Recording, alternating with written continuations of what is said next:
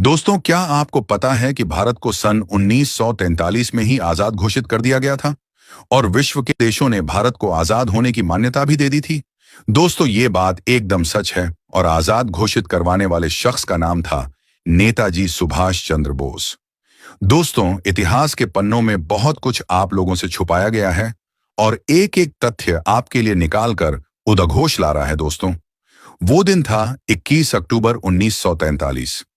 लेकिन दोस्तों, जब सुभाष चंद्र बोस ने आजाद हिंद फौज इकट्ठी करके अंग्रेजों पर हमला करने की ठानी, तो यहां भारत में सार्वजनिक तौर पर नेहरू ने बयान दिया कि अगर ऐसा हुआ तो वो हथियार उठाकर सुभाष चंद्र बोस के खिलाफ लड़ेगा।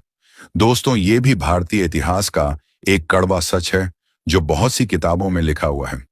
दोस्तों, भारत को आजाद घोषित करना ब्रिटिश शासन को उखाड़ फेंकने और भारत को मुक्त कराने के लिए सशस्त्र संघर्ष करना, इसका मुख्य लक्ष्य एक स्वतंत्र और संप्रभु भारतीय राष्ट्र की स्थापना करना था।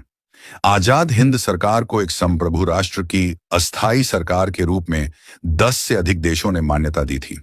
मान्यता देने वाले प्रमुख देशों में Japan, Germany, Italy, Croatia, Thailand, Burma, Myanmar और फिलीपींस शामिल थे।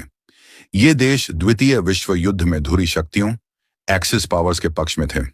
इस सरकार की अपनी मुद्रा, डाक टिकट, नागरिक संहिता, सिविल कोड और अपना एक न्यायालय भी था। सुभाष चंद्र बोस और आईएनए पर लिखी गई प्रामाणिक किताबें, जैसे कि ह्यू टॉय की द स्प्रिंगिंग टाइगर जैसी किताबें, जो आईएनए के पूरे इतिहास को कवर करती हैं, उनमें नेहरू और बोस के मतभेदों के संदर्भ में इसका उल्लेख मिलता है। जवाहरलाल नेहरू की जीवनी, बायोग्राफीज। नेहरू के जीवन पर लिखी गई प्रमुख जीवनियों में खासकर द्वितीय विश्व युद्ध के दौरान उनके वैचारिक संघर्ष को दर्शाने के लिए इस कथन का इस्तेमाल किया जाता है।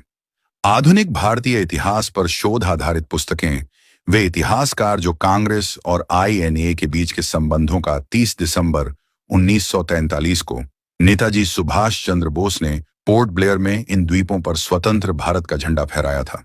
यह भारत की धरती पर ब्रिटिश नियंत्रण से बाहर पहली राजनीतिक जीत थी। चूंकि यह भारतीय इतिहास का एक बहुत ही महत्वपूर्ण हिस्सा है, इसलिए कई शिक्षाविदों और शोधकर्ताओं ने इस पर लिखा है।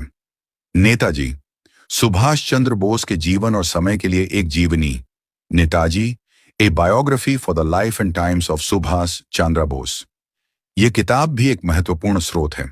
आईएनए और आजाद हिंद सरकार एक दूसरे से जुड़े हुए थे, इसलिए आईएनए पर लिखी गई किताबों में भी सरकार के गठन और उसकी गतिविधियों का विस्तृत विवरण होता है। आजाद हिंद फौज से जुड़े अधिकारियों के संस्मरण,